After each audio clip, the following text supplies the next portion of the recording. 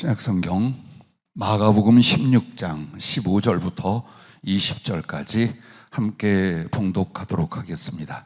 또 이르시되 너희는 온 천하에 다니며 만민에게 복음을 전파하라. 믿고 세례를 받는 사람은 구원을 얻을 것이요 믿지 않는 사람은 정죄를 받으리라. 믿는 자들에게는 이런 표적이 따르리니 곧 그들이 내 이름으로 귀신을 쫓아내며 새 방언을 말하며 뱀을 집어올리며 무슨 독을 마실지라도 해를 받지 아니하며 병든 사람에게 손을 얹은즉 나으리라 하시더라. 주 예수께서 말씀을 마치신 후에 하늘로 올려지사 하나님 우편에 앉으시니라. 제자들이 나가 두루 전파할새 주께서 함께 역사하사 그 따르는 표적으로 말씀을 확실히 증언하시느니라. 아멘. 오늘 첫날 말씀 제목을 성령의 은사를 받기 위하여라고 하셨습니다. 성령의 은사를 받기 위하여. 마가복음 16장 15절 말씀에 보면 믿는 자가 누구냐? 복음 전하는 자입니다. 자, 너희는 온 천하에 다니며 만민에게 복음을 전파하라고 명령과 사명을 주셨습니다. 그리고 17절에 보면 믿는 자들에게는, 근데 믿는 자에게 무조건 나타나는 표적이 아니라는 걸 우리는 잘 알아요. 조건이 이미 먼저 제시가 되었습니다. 온 세상에 만민에게 복음을 전하라. 그리하면 그 믿음을 통해 이런 표적이 따르리니 바로 이 내용이 성령 충만함과 그 성령 충만함 속에 두드러지게 나타나는 성령의 은사들에 대한 표현입니다. 그러면 이것은 제한이 있느냐? 없습니다. 하나님은 편협되시냐? 그렇지 않습니다. 오늘 성령의 은사를 받게 하여 세 가지를 다시 제안하셨습니다. 이것에 대하여 조금만 더 진보가 일어난다면, 조금만 더 대가를 치른다면, 조금만 더 힘을 쓴다면 여러분은 그만큼 성령의 감동과 은혜와 그리고 은사를 주시거나 은사를 위한 준비가 될 줄로 믿습니다. 자, 성령의 은사에 대하여 고린도전서 12장 1절에는 신령한 것이라고 말합니다. 그러니까 세상이나 인간의 생각, 지식과 비교할 수 없는 신령한 것, 하나님의 영에 속한 신령한 것이라고 말합니다. 또 사도행전 1장 8절에 보면은 권능이라고 말합니다. 성령의 은사를 권능 혹은 능력이라고 말합니다. 그리고 오늘 이 마가복음 16장에 보면 표적이라고 말합니다. 자, 능력이라는 건 나타나는 인간과 세상의 방법과 가진 힘을 초월하기 때문에 하나님의 권능으로 말한다면, 그러면 표적이라는 건 뭡니까? 예수 그리스도와 그 복음이 하나님의 말씀이요 진리라는 것에 대한 증거를 기적으로 나타냄으로써 표적이 되게끔 만드는 거예요. 그래서 여러분과 나에게 정말 평범 이상, 약간의 은혜 받은 그 이상의 세계, 그 이상의 능력, 그 이상의 주님과의 관계가 우리에게 약속되고 경험되고 그리고 사모함 속에 이루어져야 될 일입니다. 이제 여러분과 나는 그래요, 우리 교회의 영적 수준과 사모함의 수준과 이후에 하나님의 쓰실 수준은 달라요. 예, 누가 누구다고 안 해도 달라요. 근데 어떻게 그 다른 것을 아느냐? 사모함을 보면 알아요. 사모함이 일어나는 사람은 반드시 머리를 올려보내어 그 충만한 단계에 더 크고 강하고 높게 쓰실 것입니다. 그러나 사모함이 없어요. 세상이나 육신이나 자아나 자존심이나 물질이나 이런 것보다 성령이나 말씀에 대한 사모함이 일어나지 않아요. 그렇다고 해서 제가 그분들을 배척하거나 혹은 정죄하지 않습니다. 같은 긍휼과 축복을 합니다. 그러나 자기들의 선택이 시간을 지나가면서 어떤 영적 존재로, 어떤 하나님과의 관계로, 어떻게 하나님의 쓰신 사람의 위치로 서게 됩니다. 그것이 세월이요 시간이 될 것입니다. 그러므로 주님께 성령으로 말씀을 위탁받은 나는 여러분에게서 가장 정직해야 합니다. 시원한 데를 긁어주거나 혹은 부푼 꿈을 세상에서 이룰 것처럼 가르치거나 혹은 듣기 좋고 쉬운 것으로 적당히 버무리는 설교가 되거나 라고 할 수 없는 이유가 하자면 합니다. 그런데 앞으로 힘써 나가는 정말 사모하는 이들과 사명이 있는 이들과 주님과 그 나라를 위하여 살고 죽을 사람들이 있습니다. 사실은 그들을 위한 메시지요, 그들을 양육하는 주님의 계획이 늘 설교로 나갑니까? 그래서 내용이 깊거나 어렵거나 길거나 하는 내용들이 대부분 그렇게 됩니다. 그리고 이후에 교육 재료가 될 수 있도록, 자료가 될 수 있도록 편찬이 되기도 할 것입니다. 오늘도 여러분과 나에게 이 성령의 은사를 받기 위해서 여러분과 나는 어떻게 되느냐. 그럼 도대체 성령의 은사가 무엇인가를 보십시오.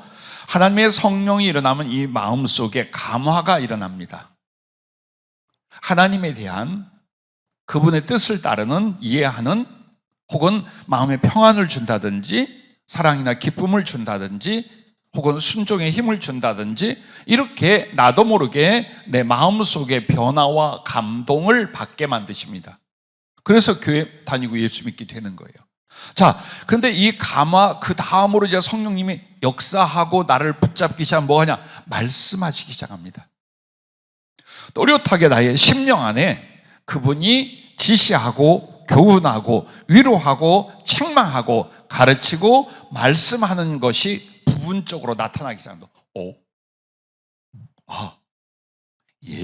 할 수 있도록 그 사람 마음속에 하나님이 성령으로 말씀하기 시작합니다.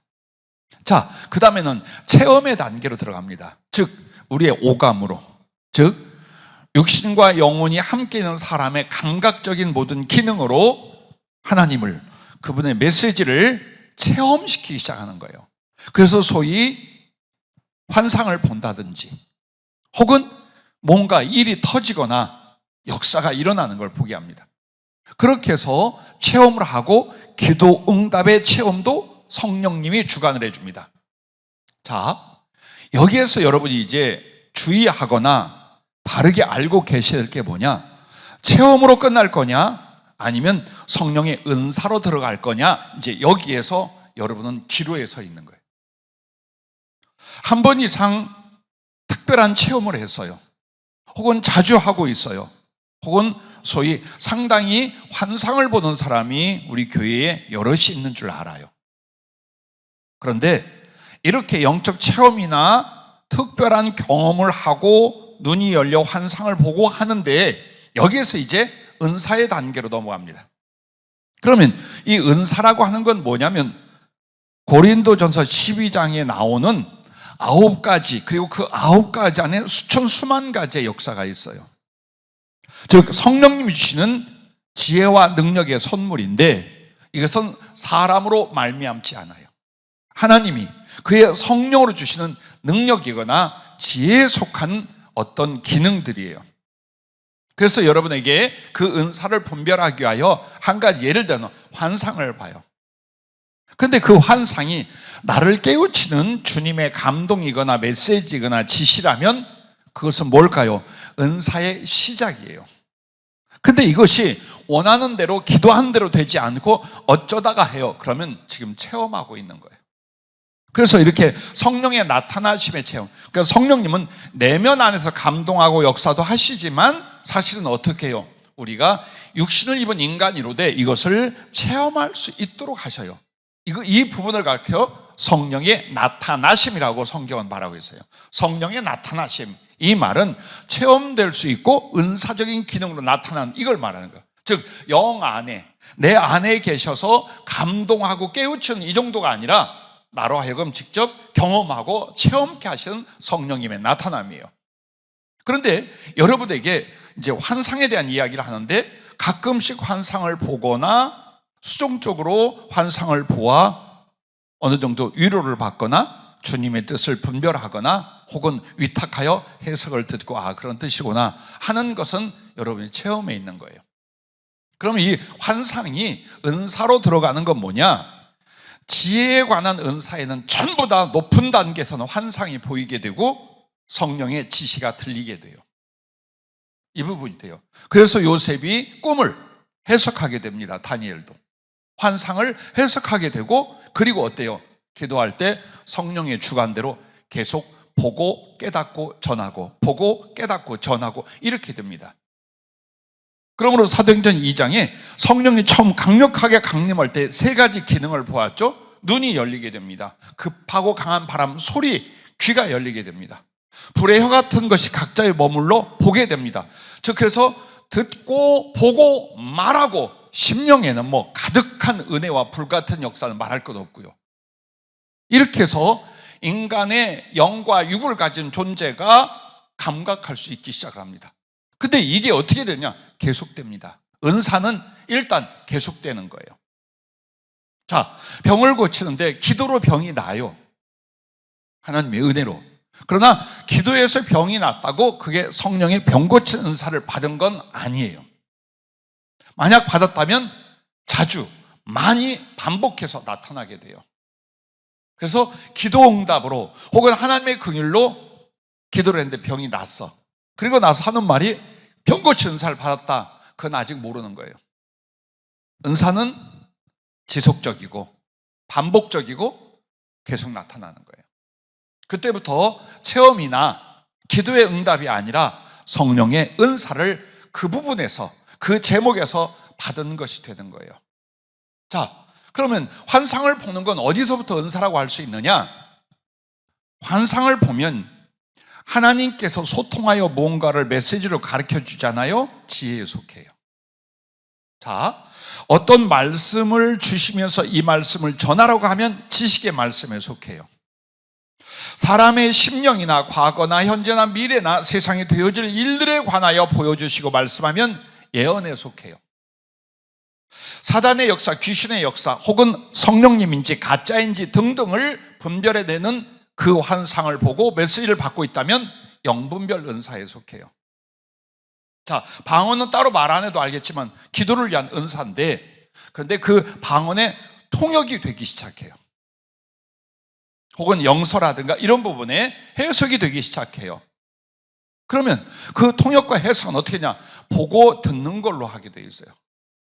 이렇게 해서 지혜에 관한 모든 성령의 은사는 어떻게 되냐? 반드시 눈이 열리고 귀가 열리게 되어 있다는 거예요. 자, 예를 들어서 어떤 사람이 몹시 아파요. 고통스럽고 괴로워요. 그럼 당연히 병원에 가거나 혹은 의사에 의탁하여 그걸 치료하려고 하겠죠. 그런데 만약에 지혜의 은사가 있으면 이 사람의 어디에 어떤 문제가 있는가를 성령이 파악해 주시겠죠. 파악해 주십니다. 이건 지혜에 속하는 거예요. 그런데 그것을 파악하고 위하여 기도했더니 치료됐어요. 그러면 거기에 지혜 플러스 병 고치는 은사가 있는 거예요. 자, 귀신을 봤어요. 귀신이 날뛰었다, 누구를 공격하더라, 미혹하더라 했어요. 그런데 귀신은 계속해서 역사하고 그냥 있어요. 왜? 영 분별은 하는데 쫓아낼 능력적 은사는 아직 없기 때문에 그래요. 자, 내가 성령을 받았어요. 방방 뛰고 난리가 났어요. 그런데 아무리 외쳐 기도해줘도 누가 성령을 받지 않아. 은사의 체험이 일어나질 않아. 그 이유는 나는 성령의 은혜를 받았으나 능력의 은사가 없으므로 성령의 전이가 다른 사람에게 안 일어나는 거예요. 이처럼 영적 은사의 세계에 있어서 여러분이 무엇이 은사냐, 가끔 이런 말들을 해요. 집회를 다니다 보면 자기는 병 고치는 은사, 환상을 보고 막 이런 건 없는데 많이 베풀어 사랑의 은사를 갖고 있대요. 여러분, 사랑은 은사가 아니에요. 사랑은 어디에 속해요? 성령의 열매에 속하며 성도에 마땅한 의무와 축복에 속하는 거예요. 그래서 사랑은 은사가 아니야. 그걸 이해를 못하. 그러니까 성령의 열매인지 교회에서 봉사의 직임인지 직분인지 은사인지 이게 분별이 없어요. 자, 어느 날 피아노를 치는데 막 엄청나게 잘 치는, 난 별로 배운 것도 없는데 엄청나게 피아노를 잘 쳐. 음악을 잘할 수 있게 주신 은혜이지 그게 피아노를 치는 은사는 아니에요.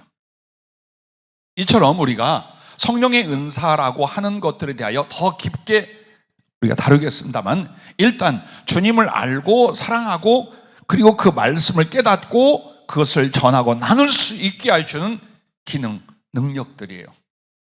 이렇게 해서 여러분들이 반드시 성령의 은사를 받으라라고 하는 건 그 성령의 은사의 필요성이 세 가지가 있어요. 첫째는 주님과 말씀과 사랑을 더 온전히 알게 되고 더 온전히 이루게 되고 더 온전히 증거할 수 있기 때문이에요.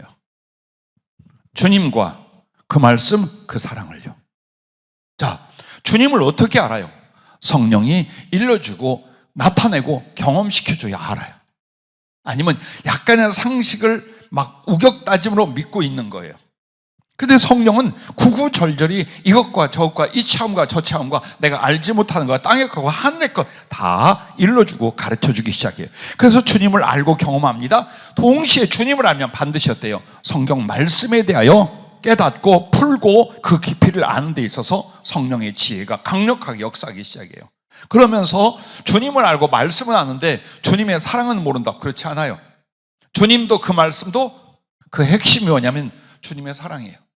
그래서 주님의 사랑이 이렇게 저렇게 이런 모습 저런 모습 이런 날들과 저런 날들 속에 임하는 걸 충분히 깊게 알기 시작을 하는 거예요. 그러면 말씀도 주님도 사랑도 내가 깊게 안다, 경험하기 시작한다. 그렇다면 어떻게 할까요? 그걸 이뤄내는 거예요. 주님과의 사랑을 말씀에 대한 순종과 성취를 더 온전하게 크게 능력 있게 이뤄낸단 말이에요. 내 영혼과 나의 삶에서.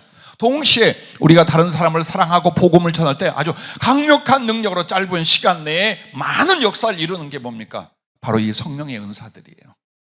그래서 여러분에게 성령의 은사 필요성은 주님과 말씀과 그 사랑을 더 온전히 알게 되고 더 온전히 이루게 되고 더 온전히 증거할 수 있기 때문이라는 겁니다. 그리고 두 번째 성령의 은사는요, 고린도전서 12장 4절부터 6절 말씀을 한번 찾아봐 주시기 바라요. 고린도전서 12장. 이 고린도전서 12장은 무슨 장 성경에 별명을 붙이잖아요. 성령의 은사장이에요. 12장부터 13장, 14장 쭉 넘어가면서 15장 전까지는 은사에 대해서 말하고 그 은사만으로 버티고 그것만을 고집하지 말고 더 위대하고 아름다운 사랑이 있다는 말씀이 첨가되고 전부 다 은사에 관한 것들이에요. 그리고 15장은 부활에 관한 장이죠. 자, 고린도전서 12장 4절부터 6절까지 7절까지 한번 같이 읽겠습니다. 은사는 여러 가지나 성령은 같고 직분은 여러 가지나 주는 같으며 또 사역은 여러 가지나 모든 것을 모든 사람 가운데서 이루신 하나님은 같으니. 아멘. 자, 여기에서 보면 은사라는 말과 직분이라는 말과 또 사역이라는 말이 있어요. 근데 이걸 전부 다 삼위일체 하나님이 주관하고 이루게 하셔요. 즉 인간의 힘으로 되는 게 아니고 인간이 취하여 갖는 게 아니다라고 말하는 거예요. 그럼 여기서 보세요. 직분이라는 건 한마디로 사도냐, 선지자냐, 목사냐, 복음 전하는 자냐, 교사냐, 그 성경 선지자냐, 성경에 나오는 그런 부분들을 가르쳐 말하는 거예요. 그 직분 혹은 직임이라고도 말하죠. 그럼 사역은 직무, 즉 일들. 그럼 이제 구체적으로 어떤 일을 하느냐 이거예요. 가르치는 일이냐, 전도하는 일이냐, 구제하는 일이냐, 혹은 병을 고치는 일이냐, 위로하는 자냐, 예언하는 자, 이제 그래서 일이 있다 이 말이에요. 그런데 이렇게 직분이나 사역은 뭐에 의하여 결정이 될까요? 은사에 의하여 결정이 되는 거예요. 그게 사도행전에 나와 있는 내용이에요. 사도행전에 예를 들어 보십시오. 바나바 평신도였고 나이 먹은 노인이었어요. 그런데 그가 사도행전 13장을 거쳐 14장, 15장 넘어가면 사도라고 나와요. 왜? 성령에 충만한 지혜와 능력을 갖기 시작을 해요. 그래서 성령이 그를 사도라고 명했고 그것을 성령을 받은 이들이 전부 다 함께 같이 그것을 보고 들어요. 그리고 인정을 해요. 자, 그 바나바가 야인으로 돌아가 기도하고 개인으로 전도하고 있던 바울을 안디옥 교회 사역을 위하여 데리고 왔어요. 그리고 거기에 보면 선지자 하는 이들, 교사라 하는 이들, 제법 성령의 사람들이 가득했어요. 근데 성령의 지시로 금식하고 기도할 때에 바나바와 바울을 따로 세워서 이방 선교로 첫 번째 보내게 됩니다. 그래서 보내고 났는데 그 뒤 기록이 어떻게 나오냐? 두 사도가, 즉 그들은 평범한 성도, 복음을 전도하는 자에서 사도가 됩니다. 무엇으로 사도가 됩니까? 그들이 받은 성령의 은사가 사도에 충분했던 거예요. 자, 전도자 빌립에게 시집가지 않은 네 딸인데 예언하는 자들아. 그럼 예언의 은사가 분명하게 깊어요. 그렇다면 직분이 뭘까요? 선지자였던 거예요. 오늘날 선지자 사도는 없다라고 그래요. 없는 게 아니라 그것을 감당할 능력과 은사를 못 가진 거예요. 이러면 그렇게 불려도 되고 안 불려도 돼요. 근데 스스로 신예언 무슨 뭔 선지자 이런 식으로 자기 이름을 갖는 사람들도 있어요. 그렇지 않아요. 즉 직분이 있다면 그것은 주님이 주시는 거예요. 무엇을 따라? 그가 받은 성령의 은사를 따라 주시는 거예요. 자, 요즘은 현대 교회가 그냥 교회 안에서 의논하여 직분을 정합니다. 또 신학을 공부하여 스스로 목사가 됩니다. 그러나 성경에는 분명히 말합니다. 성령을 주심으로 말미암아 직분이 결정이 되고 그 사역이 결정이 되는 거예요. 어떤 은사들이 있느냐? 어떻게 성령이 그에게 역사하시고 나타나느냐? 이걸 가지고 교회와 복음 전파의 모든 직분이 그리고 사역이 결정이 됐다라는 겁니다. 왜 우리는 무능하거나 패배하거나 혹은 성령의 위로조차 받지 못하고 왜 주님의 일꾼이라고 살아갑니까? 우리가 성령님에 의하여 이 일과 이 직분을 맡고 있지 않기 때문에 그래요. 그러면 여러분과 나는 다 그만둬야 되겠구나. 그만두고 그 소위 말하는 평신도 돌아가자. 그게 아니죠. 순서가 바뀌었다면 이제는 제대로 성령님께 잡히면 돼요. 그 직분을 주시고 그 사역에 대한 비전을 주셨다면 이제는 어떻게 하라는 거예요? 성령의 그 은사를 네가 반드시 받아라 이 말이에요. 그렇게 여러분이 믿고 아셔야 돼요. 왜? 이 문제를 여러 영성훈련 집회를 다니면서 많은 목사님들과 사모님들이 저에게 상담한 내용이에요. 어느 교회의 목사님이 어려운 인생과 시절을 살았어요. 그래서 마음껏 충분한 신학 교육을 공부할 만큼 공부를 못했어요. 그러다 보니까 소위 말하는 적당히 신학 공부를 하고 안수를 받았어요. 사모님이 이에 항상 짓눌려 있었어요. 뭐라고? 우리 목사님 가짜다. 목사님 가짜다. 왜? 신학 과정을 제대로 안 밟았어. 그래가지고 이게 찔리다가 저를 만나서 눈물로 고백을 하는 거예요. 그때 내가 해줄 말은 있어요. 그러나 주님이 성령이 하신 말씀이 무엇인가? 바로 이거예요. 네가 먼저 직분을 사모해서 받았다면 이젠 합당하게 성령을 받아라. 그리하면 괜찮다. 직분을 사모하고 복음을 전하기 위해 사모하는 건 죄가 아니에요. 그건 잘한 거예요. 중요한 건 순서가 누구나 대부분 바뀌어버린 거예요. 정말 그 은사와 성령에 의하여 세워지느냐, 내 자원하는 심령에 의하여 세워졌느냐의 차이이지, 중요한 건 이제 어떻게 누구에게 열려있다 이 말이에요. 성령 충만을 부어주시고 은사와 능력을 주는 건 열려있어요. 그러니까 내가 먼저 사모하여 주의 종이 되고 복음을 전하고자 하고 선교나 기타 사역을 들어갔다 이 말이에요. 그럼 그게 잘못된 거냐가 아니에요. 개인의 열심과 사모함은 잘한 거예요. 복음 전파의 부르심을 받은 거예요. 순종한 거예요. 중요한 건 뭘 지금 순서를 내가 바꿔진 거예요. 성령을 먼저 받는 걸.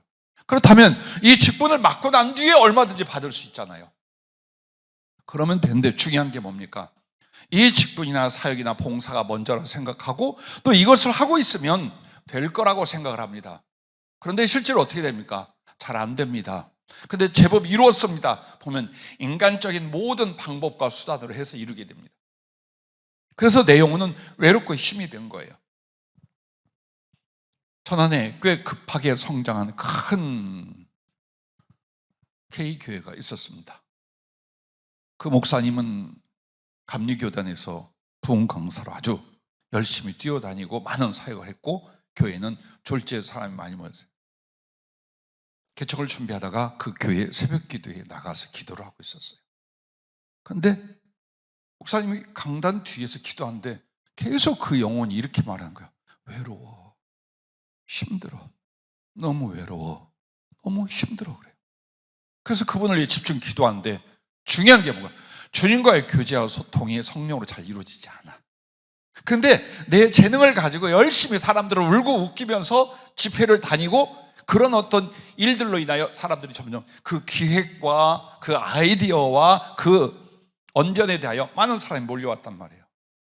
자, 사람이 많이 몰려오고 교회가 외적으로 성장을 해서 내 영혼의 변화가 일어나는 게 아니에요.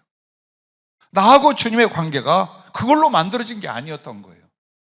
그러면 주님하고 나의 관계 뭐냐? 진리 안에서 성령뿐이란 말이에요. 우리는 자칫하면 나나 우리 목사님들이나 많은 사명자들이 스스로를 속일 수 있어요. 외적 조건의 어떤 봉사나 일을 원하는 대로 잘 이뤄가면 이게 하나님의 뜻이고 하나님께 받은 복이고 하나님의 기뻐할 거라고 생각을 합니다. 그거보다 나를 돌아봐요. 내가 하나님을 아는 것과 사랑하는 것과 당신에게 붙잡힌 것에 대하여 어느 정도인가를 나를 돌아보란 말이에요. 그러면 실패하지 않아요. 작은 사역이든 이후에 더 큰 걸 주시든 그것은 중요하지 않아요. 진리 안에서 성령을 쫓아 바르게 섬기고 살아가고 있다는 거예요. 이 부분을 이제 와서 여러분과 나는 철저히 다시 한번 돌아봐야 하고, 또 지금부터라도 그래요. 변명하지 마세요. 어렵다, 안 되다. 아니요. 정직하게 말하면 어렵고 안 되는 게 성령 충만이 아니라 그만큼 기도하고 대가를 치르려 하지 않았던 우리들이잖아요. 즉 영적 게으름과 소극적인 태도가 성령과 은사로 충만하게 나아가지 못한 이유이지, 하나님이 고르시거나 인색하거나 막고 계신 게 절대 아니에요. 왜? 그 중에 첫째 이유가 뭡니까? 우리 안에 이미 주셨어요. 성령은 하늘에 올라가서 받아오는 게 아니에요. 이미 내 안에 그 성령이 계셔요. 그러므로 이 성령의 나를 향한 아주 작은 소망과 소원에 대하여 내가 부합해 가기 시작하면 성령님이 나를 인하여 눌리고 막혀 계신 게 아니라 마음껏 나를 사용하시고 나와 교통케 되는 것, 그게 성령 충만이에요. 그것만 하면 돼. 딴 거 없어요. 그렇게 되어가는 거예요. 기도도 그걸 위하여, 말씀도 그것을 위하여, 나의 앞날도 그것을 위하여. 얼마 가지 않아서. 그래서 여러분이 조금씩만 더 말씀을 쫓아서 어떻게 성령님께 잡혀갈 것인가 노력하잖아요. 금방 나타나기 시작해요. 금방 하루만 해도 나타나기 시작을 해요. 소멸시키고 근심시키지 않는다면. 그래서 오늘 성령의 은사 좀 이어가겠습니다. 그리고 그 성령의 은사 주심과 함께 더 소중한 게 있어요. 성령의 열매를 맺게 하시는 거예요. 즉 성품에 그리스도를 닮은 장성함이 급격하게 일어나게 하는 거예요. 이것은 은사보다 더 중요해요. 그런데 대부분 나타나니까, 표적이 되니까 은산골몰한데 성령의 열매는 귀 기울이거나 자기 안에 어떻게 맺혀지는가를 별로 신경 쓰지 않아요. 그런데 은사는 성령의 열매를 맺게 하셔요. 그래서 이 성령의 은사의 필성 세 번째가, 성령의 은사는 은사로 끝나지 않고 성령의 열매를 깊게 맺혀가게 만드는 도구가 된다는 거예요. 자, 성령이 임하셨는데 열매가 사랑이래요. 말할 수 없는 기쁨이래요. 평안과 인간관계 화목이래요. 화평이래요. 그리고 어떤 사람에 대해서 사랑하게 하여 오래 참을 수 있대요. 얼마든지 나를 베풀 수 있는 자비가 내 안에 풍성해진대요. 그리고 의롭고 정의롭고 바르게 살아가는 양선이 뒤따라서 말을 하고 있어요. 그리고 충성과 온유와 절제가 나옵니다. 온유는 겸손이며 부드러움이며, 그리고 영혼들을 향한 존경을 위하여 자기를 낮춤이에요. 충성이 뭔 줄 압니까? 옳은 것에 대하여 마땅히 감당할 일에도 최선을 다할 수 있는 에너지예요. 이게 얼마나 안 되는가 보십시오. 알아, 말씀 다 듣고 있어. 그리고 내가 나의 삶 속에서 뭐가 필요한지 뭘 했는지 알아. 근데 안 해. 귀찮아. 안 해. 우리 교회에서는 그런 상담은 없었어요. 근데 외부에 나가면 목사님들이나 사명자의 가정에서 굉장히 이 문제를 가져가는 거예요. 우리 목사님은, 우리 전사님은 이 성령 충만하고 이렇게 사모가 이렇게 기도해도 이렇게 말씀 봐야 되는데 맨날 텔레비만 봐요, 격투기만 봐요, 아니면 그냥 놀고 있어요, 잠만 자요, 이야기를 봐요. 예, 그럴 수도 있겠죠. 사람인데. 근데 중요한 건 성령님이 임하시면 놀라고 해도, 낙심하라고 해도, 퍼지라고 해도 이게 안 돼. 내 안에서 기쁜 어떤 에너지가, 기도면 기도, 말씀이면 말씀, 선행이면 선행, 어떤 일이면 엄청난 힘나고 날개가 되는 거예요. 바울은 그걸 또 다른 말로 뭐라고 했어요? 그리스도의 사랑이 나를 강권하시는도다. 내가 그리스도의 심장으로 너희를 사랑하노니 자, 일이 벌어지는 거예요. 그러니까 나보다 훨씬 아름답고 거룩한 어떤 이가 나의 열정이 되고 나의 힘이 되어져. 여러분, 그게 충성이에요. 즉 정직한 마땅한 성실성이에요. 그게 성령의 열매예요. 그리고 절제 보십시오. 절제는 인격성 중에 최고라는 거예요. 덕을 위하여, 순종을 위하여, 의를 위하여, 상대를 사랑하기 위하여 무엇을 하고 무엇을 하지 말아야 되는가, 이 지혜와 힘이에요. 자, 이런 것들이 한 인격성 안에 예수님의 것인데 막 자라나기 시작하는 거예요. 그런데 이 열매가 은사 없이도 되느냐? 안 돼요. 왜? 은사는 밖으로 나가기만 하는 게 아니에요. 말씀을, 주님을, 그 사랑을 내가 먼저 알고 받게 만드는 게 성령의 은사예요. 그리고 나서 남에게 돕고 남에게 베풀고 나가게 만드는 것이 성령의 은사예요. 그래서 여러분이 말씀을 뭘로 알아요? 지혜의 말씀, 지식의 말씀의 은사가 아니면 더 깊은 것은 못 들어가. 주석밖에 안 돼. 주석이나 참고서 외에는 우리가 몰라. 근데 더 깊은, 정말 하나님이 이 말씀으로, 이 적용으로, 이 풀이와 이 해석으로 해줄 수 있는 건 지혜의 말씀, 지식의 말씀으로 들어간다. 이처럼 여러분과 내가 정말 깊게 깊은 세계로 들어갈 수 있게끔 지혜와 지식, 그리고 그리스도의 사랑, 그리고 거기에서 오는 내 영혼의 변화와 회개, 혹은 더 사모함과 갈망 등등이 성령의 은사가 주어질 때 그렇게 돼요. 그만큼 성령이 나를 강하게 붙잡아 주시기 때문입니다. 그래서 성령의 은사가 그냥 주시면 좋지 하고 끝나면 안 돼요. 받으라고 했어요. 반드시 받으라고 했어요. 그건 얼마든지 준비하고 있고 주시기를 작정했다는 뜻이에요. 다만 받지 않는다면 이처럼 마음에 사모함이 없고 믿음이 없거나 아니면 영적 게으름 때문이에요. 딱 요거밖에 없어요. 여러분의 흉악한 죄나 아주 성령을 주시지 않을 만한 특정적인 이유가 없어요. 여기 있는 분들은. 자, 그러면 본론으로 들어가서 세 가지가 뭐냐? 첫째, 사모함을 일으키라라는 겁니다. 나는 오면서도 묵상하며 그걸 마음속에 기도를 했어요. 이번 주에 여름이 막 은사가 임하고 뒤집어지고 엎어 놀라운 역사도 일어날 수 있지만 제일 중요한 건 사모함이 일어날 수만 있다면, 진리에 대하여, 주님에 대하여, 성령에 대하여 갈망이 일어날 수 있다면 성공입니다. 5달은 성공입니다.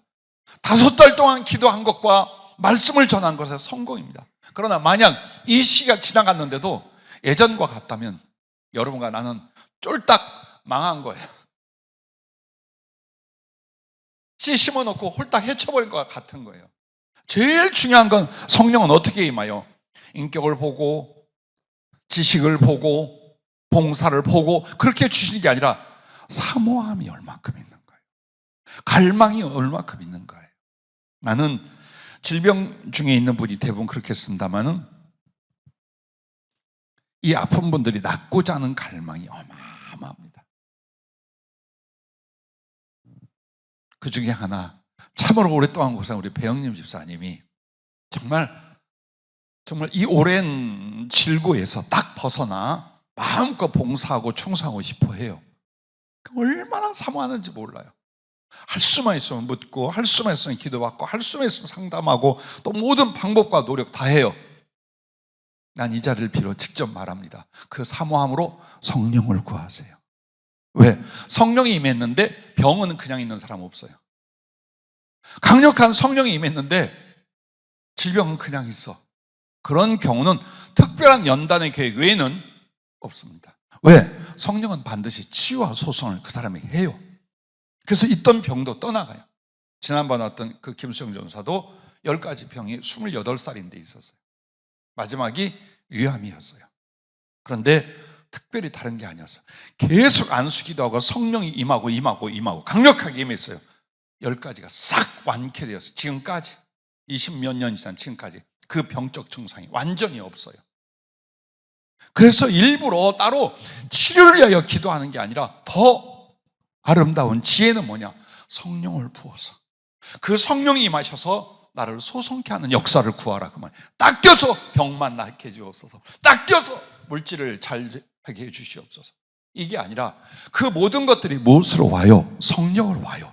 그러니까 성령 충만을 구하고 성령으로 나를 사로잡아 주시기를 그렇게 사모한다면 될 줄로 믿습니다. 될 줄로 믿습니다. 할렐루야. 그래서 요한복음 7장 37절부터 여러분이 잘 아는 이 말씀, 예수께서 서서 외쳐 이르시되, 이 말은 조용히 말했다가 아니에요. 수근거렸다는 게 아니에요. 눈치 보거나 적당히 말한 게 아니에요. 반드시 들을 수 있도록, 그 시끄러운 자리에서 누구나 들을 수 있도록 소리를 치셨다는 거예요. 소리를 치셨어요. 누구든지 목마르거든 내게로 마시라. 나를 믿는 자는 성경 이름과 같이 그 배에서 생수의 강이 흘러나와. 이는 그를 믿는 자들이 받을 성령을 가르쳐 말씀하신 거예요. 지금도 주님은 똑같은 입장이에요. 정말 고막이 터져 심장에 이 말이 새겨질 정도로 외치고 부르짖고 싶은 거예요. 안 움직이는 크리스찬들 때문에. 얼마나 미치고 환장하겠어요, 주님 입장에서. 이 성령을 주려고 십자가를 졌어요. 이 성령을 부어주려고 지옥의 형벌을 받았어요. 이 성령을 부어주시고 증거로 부활하셨어요. 이 성령이 아니면 아무도 그 공로와 그 구속의 역사를 받을 사람도 알 사람도 없기 때문이에요. 그런데 이 모든 것들을 무엇이? 성령님이 하신단 말이에요. 그러니 성령을 얼마나 주실 때 충만히 주고 싶어 하셔서 안타깝고 아파하실 것인가를 생각해 보세요. 이제는 의식의 변화가 먼저 여러분과 나에게 일어나요. 성령은 너무나 당연한 것이래. 하나만 하면 된다. 갈망과 사모함이 영혼 안에서 일어난다면 반드시 성령님은 그만큼 임하신다. 그런데 갈망과 사모함은 어떻게? 목이 마름. 배고픈 것은 여러분이 좀 참을 수 있어요. 다이어트 하는 사람들 잘 참죠. 근데 목이 마른 건 못 참아요. 여러분이 만약 아침부터 잠자리 이를 때까지 물 종류를 하나도 안 마셨다, 못 삽니다. 음식을 끊으면 하루는 좀 괴로우나 견뎌. 그러나 물을 안 먹죠, 못 살아요. 만약 40일 금식하는데 물을 안 먹는다, 다 거의 99% 죽습니다. 그리고 그 물이 갈증을 잃을 때의 괴로움이라는 것은 굶을 때보다 10배는 더 강해요. 그런데 바로 사슴이 목이 말라 그 물을 사모함같이 하라라고 하는 거예요. 즉 이것 아니면 안 된다는 거예요. 성령이 아니시면 나는 아무것도 할 수가 살 수가 없습니다 라는 갈망의 상태를 여러분이 만드는 거예요. 그래서 계시록 20장 17절에도 이 말씀을 인용합니다. 성령과 신부가 말씀하시기를 오라 하시는도다. 듣는 자도 오라 할 것이요 목마른 자도 올 것이요 원하는 자는 값없이 생명수를 받으라. 그 생명수가 성령을 말하는 건데 값없이 목마르거든 와서 마셔. 얼마든지 마시라 이 말이에요.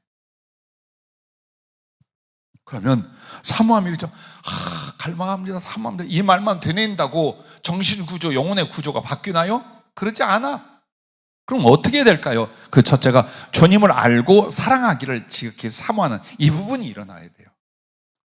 사모함이란 욕망이 아니에요. 사랑을 경험하고 이루고자 하는 사랑으로 말미암는 거룩한 열정과 욕망이에요. 즉 예수님에 대한 사랑을 고취시키지 않고는 성령을 갈망하는 일이 요즘 이렇게 하나도 없다를 이렇게 말하대요. 일도 없다. 난 처음에 그게 무슨 말인가 했어요. 방송에서도 일도 없다. 절대로 안 일어나게 됩니다. 그래서 여러분에게 어느 부분에서부터 사모함을 일으키냐? 주님을 더 알자. 어린아이같이 주님을 좀 더 알려고 하세요. 주님을 느끼려고, 주님을 보려고, 주님을 깨달으려고, 그분과 경험과 교제를 가져보려고, 이거부터 일어나야 돼요. 얼마든지 성령님은 그 주님을 알고 그 사랑을 우리한테 부어주는 분이에요. 성령은 어떤 분이십니까? 고린도전서 2장 10절부터 11절에 그렇게 말하잖아요. 하나님의 성령으로 이것을 우리에게 보이셨으니 성령은 모든 것 곧 하나님의 깊은 것까지 통달하시느니라. 사람의 일을 사람의 속에 있는 영유에는 누가 알리요? 이와 같이 하나님의 일도 하나님의 영유에는 아무도 알지 못하느니라. 바울은 이것을 왜 말했을까요? 그 하나님의 깊은 것까지 통달하는 영이 우리 안에 와 계시고 그의 성령으로 잡히게 된다면 하나님과 우리의 소통과 교제가 그같이 된다 이 말이에요. 그렇게 된다 이 말이에요. 그걸 말해주려고 하는 거예요. 그걸 말해주려고. 모르세요. 답답. 하나님은 말씀하지 아니하며 나타나지 아니하며 느낄 수 없으며 오직 성경 구절을 믿음으로 하는 것이다. 절대 보려고 하면 안 된다. 그 변명과 그 이유를 대면서 그냥 묵묵히 버티면서 가요. 아니요. 분명히 맞잖아요. 성령은 하나님의 깊은 것과 통달하셔. 이 말이 뭐니까 하나님의 모든 것을 나에게 일러주고 가르쳐주고 경험하고 교제하게끔 만들 수 있는 분이 성령이시다 이 말이에요. 그래서 우리는 그 성령님이 그 깊은 지식과 지혜를 하나님으로부터 우리에게 교통하고 경험하고 부어주는데 거기에 겸하여 뭘? 로마서 5장 5절 말씀처럼 하나님의 사랑을 우리 마음에 부어주면서예요. 그냥 지식이 아니에요. 그냥 지혜가 아니에요. 하나님의 사랑의 본질을 가지고 우리 안에 그 지식과 지혜로 하나님을 알고 경험하게 만드는 거예요. 이게 성령님이 하시는 거예요. 여기에 여러분이 욕심을 내셔야 돼요. 그래, 예수 믿대. 나도 좀 그러자. 나도 좀 예수님을 더 깊이 알아서 그분의 사랑으로 이 돌멩이 같은 가슴을 녹여 나도 진짜 사랑 좀 하자. 말만 예수님 사는데 내가 언제까지 이렇게 위선자요 외식으로 살겠는가? 감정 하나 움직이지도 않는 내가 어떻게 하겠는가? 그걸 그냥 포장하거나 변명하지 말고 그래, 성령님은 그 성령님이 조금만 더 내게 임하셔도 조금만 더 감동해 주셔도 하나님의 사랑, 그때 그 깊은 구속의 진리와 지혜 이런 것들을 내게 다 알려주고 깨닫게 해준다더라. 그래서 여러분이 정말 기도하시되 미칠 것 같은 사모함이 일어나게 하세요. 그래서 여러분 신앙의 병은요, 첫 번째 증상이 뭐냐? 사모함이 없어져요.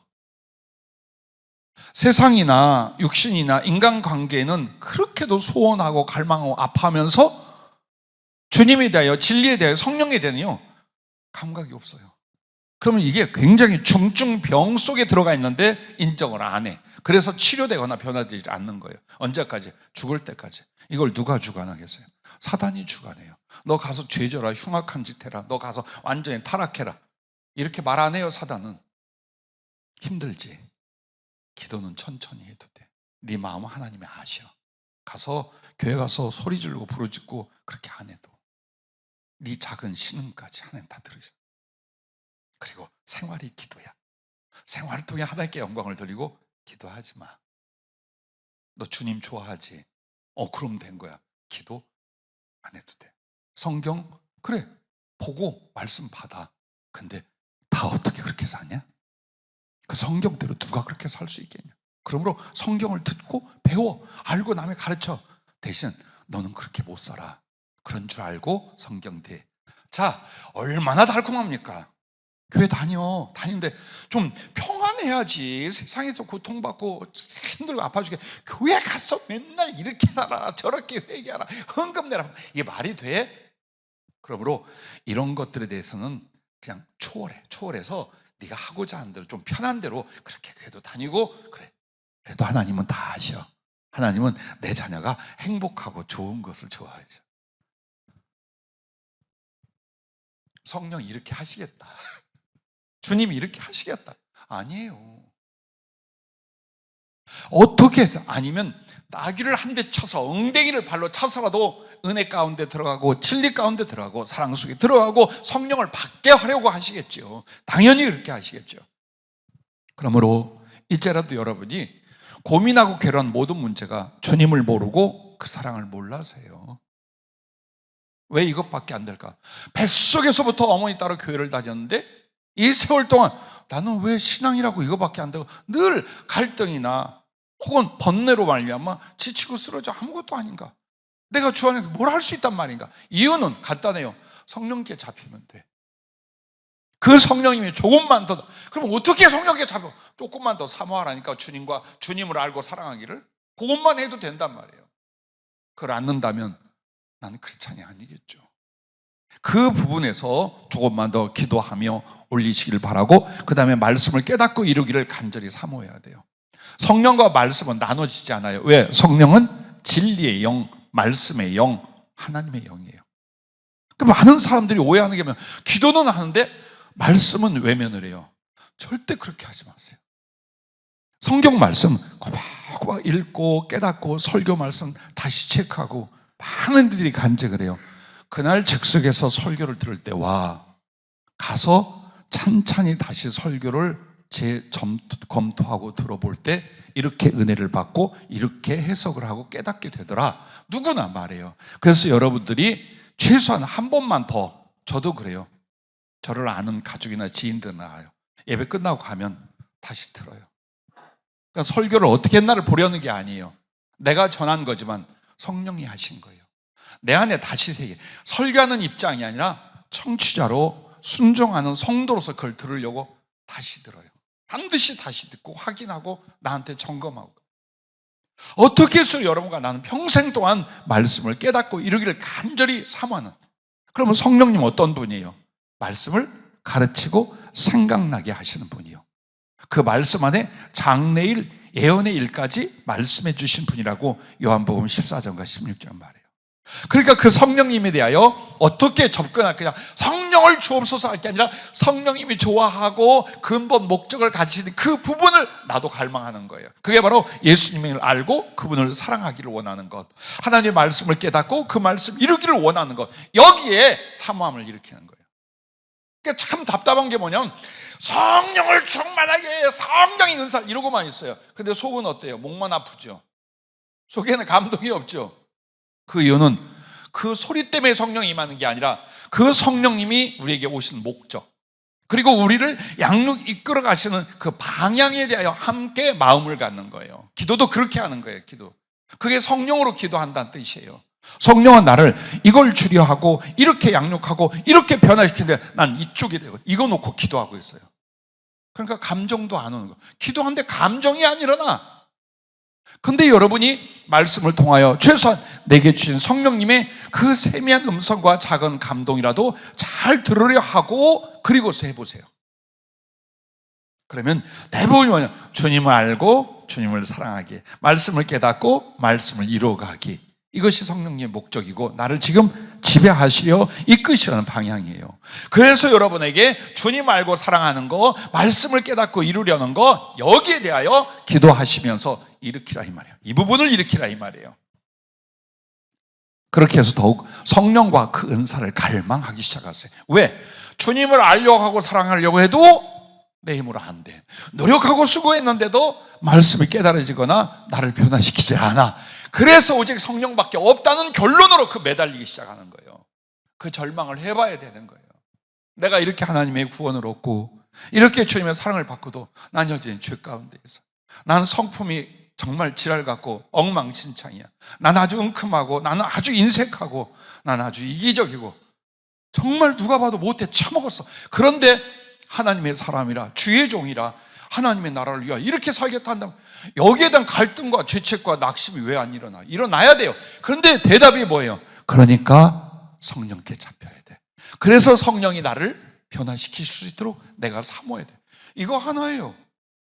주님은 방법을 놓고 해결 방법을 이미 제시해 주신 거예요. 성령이면 너 돼. 네 힘으로 지금 안 되지. 너 스스로 안 되지. 내가 네 안 되는 것을 되게 하게 하려고 성령을 보내주셔서 그분을 의탁해라. 그분이 너를 사로잡게 해라. 여러분, 그걸 말하는 거예요. 그래서 사모함이 일어나야 돼요. 왜 사모함이 일어나지 않으면 성령님 역사할 수 없느냐? 내가 다른 걸 더 욕심내고 사랑하고 있기 때문에 그래요. 즉 성령님과의 소통을 막고 그분의 감화와 역사를 내가 딱 눌러. 다른 사랑, 다른 욕심, 다른 집착으로요. 여러분과 나의 마음은 성령이 아니요, 예수님이 아니야. 물질이거나 인간적인 애정이거나 육신의 쾌락이거나 삶의 평안이거나, 혹은 조금 전에 말한 것처럼 병이 있는 사람은 그냥 병만 나으려고 그래요. 네, 그래서 우리 배영림 집사님은 동생도 같고 친구도 하고 참 오랜 세월 아픔을 같이 했잖아요. 대놓고 이런 말을 해요.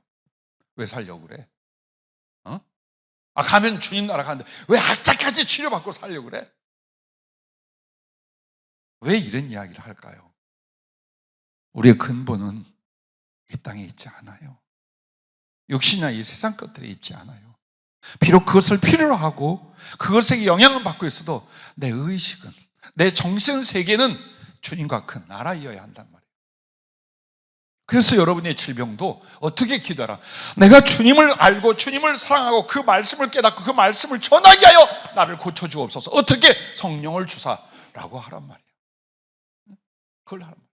단지 내 아픈 것, 내 병약한 고쳐서 얼마나 답답하고 힘들겠어요. 며칠 기도했는데 별로 변화가 없어. 홀딱 뒤집어 넘어지잖아요.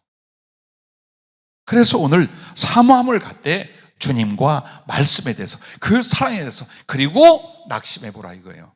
그것을 하려 했는데, 이루려 했는데, 얻으려 했는데 안 되더라. 내가 어떻게 죄성이 강한지, 무지하고 어리석은지, 그러니까 성령밖에 없구나.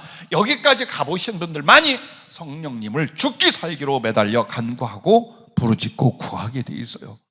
그래서 여러분, 성령님과 그 은사는 제한이 없고 주시는 만큼 지혜와 성품과 능력이 깊고 커지게 되어 있어요.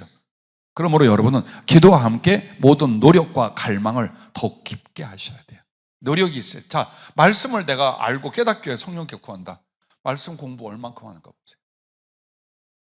말씀을 내 가슴에 넣으려 하고 그 말씀을 잃어보려고 몸부림을 치는 것이 내 생활 속에 얼마나 있나 보세요. 같이 하라 이 말이에요. 기도만이 아니에요. 주님 말씀을 깨닫게 해서 말씀을 정말 연구하고 매달리라 이 말이에요. 그리고 그 말씀을 적용하며 이루어보려고 몸부림을 쳐보라 이 말이에요. 그리고 성령께 나의 스승이 되어주시고 나의 지혜가 되어주옵소서. 그리고 그 말씀 속에서 하나님의 사랑을, 주님의 구속의 그 깊은 은혜를 나로 깨닫게 해주십시오. 그리고 나로 그것을 기뻐하고 그러기 때문에 살고 죽을 수 있게 하시고 나가 전하게 해주십시오. 그러므로 주님을 알고 사랑하고 하나님의 말씀을 알고 지키는 이 일에는 노력이 같이 있어야 돼요. 왜 사모함이 없느냐? 이 정신을 가지고 사모함으로 했는데 얼마 못 가는 거예요. 그런데 그 사모함이 지속되는 건 뭐냐? 내가 행동까지 같이 가요. 안 바뀝니다. 행동이 따르잖아요. 마음이 안 바뀌어요. 근데 행동이 안 따르잖아요. 마음 휘딱휘딱 해요. 그래서 여러분에게 수고라는 건 주님을 알고 그분을 사랑하고 그 말씀을 깨닫고 이루기 위한 노력이에요. 실제 노력이 얼만큼 있느냐예요. 그걸 하면서 하나님께 매달려 기도해야 진짜 사모함을 이루게 돼요. 사모하지 않는데도 부어주면 어떤 결과가 오느냐? 개에게 거룩한 것을 주지 말며 돼지에게 진주를 주지 말라. 그들이 그것을 밟고 돌이켜 찢고 달려들까 한다. 이 말씀이 주님 입장에서 우리를 향하여 무슨 말 같아요? 그 거룩하고 존귀하는 것에 대한 사모함이 없어. 근데 만약 성령이 나타나는 은사를 주었어요. 그거 가지고 뭐 할 것 같아요? 유희를 만들 거예요. 놀잇감이 되게 해요. 그리고 돈을 벌거나 남을 무시하거나 착취하는 데 쓰게 돼 있어요. 안 그러겠어요? 여러분이 사람 보면 다 알아. 응? 사람 딱 쳐다보라. 내가 네 속을 못 보느냐? 다 알고 있다. 그리고 얼마 뒤에 무슨 일이 일어날 거고 가지고 와. 거기에 들어갈 비용 나한테 갖고 오면 내가 싹 이거 고쳐줄게 라고 한단 말이에요. 인간이요. 그 다음에 못마땅한 사람이 있어요. 그러면 그 사람에게 너는 여차저차 잘못 있고 이런 죄성이 있고 넌 이런 인간이야 하고 욕하고 비방합니다. 한번 보세요. 병 고치는 능력이 나타났어요. 근데 나는 그 소중한 것과 거룩한 것을 잘 몰라. 아니 필요하지 않아. 다만 내게 교회를 다녀도 이렇게 왔어? 그럼 병이 고쳐지네? 그럼 그거 가지고 뭐 할까요? 돈 벌어야지. 네? 병 고쳐주고 돈 벌어야지. 자, 이거는 뭐가 있겠어요? 성령님과 그 은사가 진리 안에서 분명히 그 거룩함과 필요성을 알고 사모하는 사람은 주실 때에 그 목적대로 쓰게 돼 있어요. 근데 그걸 모르거나 사모하지 않는 줬어. 개판이 되는 거예요, 이 사람이요. 정말 악하게 되거나 엉망진창이 돼버려요. 그래서 여러분에게 주시고자 하는데, 주셨는데 이제 그 성령의 나타나면 능력이나 지혜 같은 건 누구에게 주려고 하느냐? 그걸 알았어. 그 거룩함과 그 깊은 것과 그 의로운 것과 그 사랑스러운 것과 그 어미한 것을 알았어.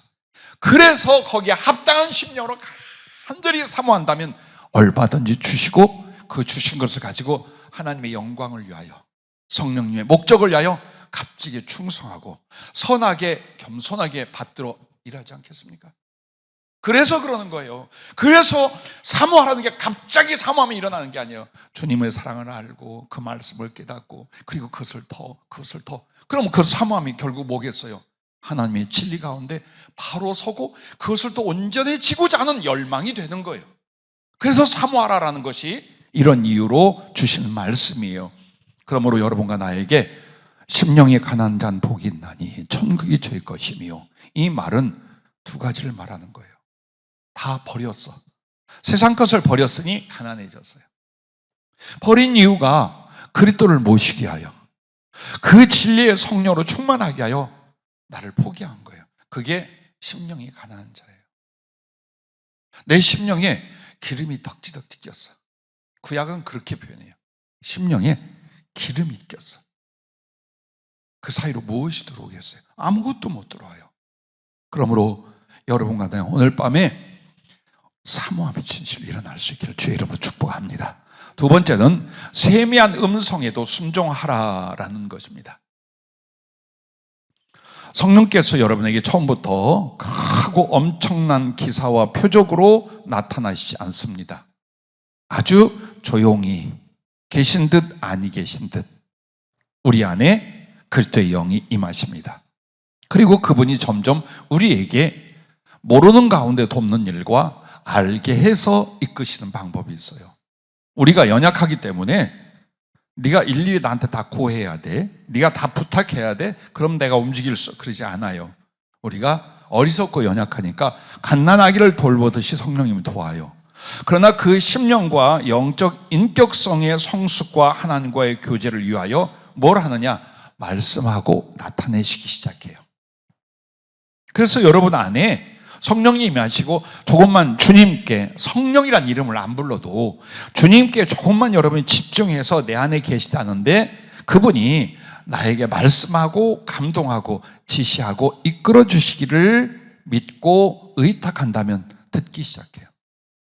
들려져요.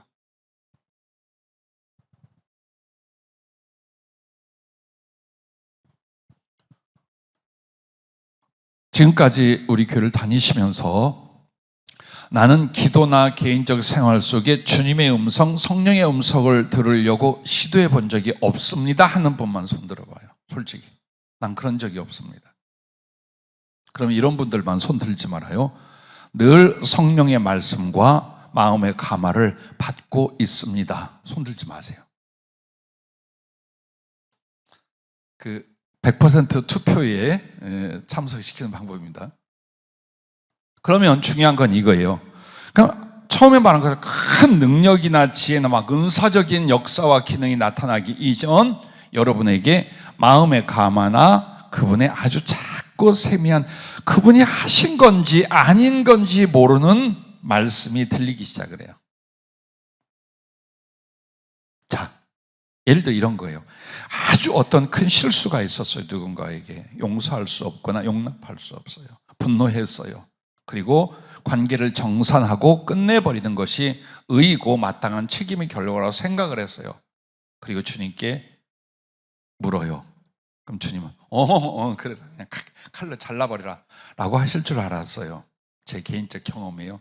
주님이 이렇게 말씀한 거예요. 그래도 긍휼히 여겨라.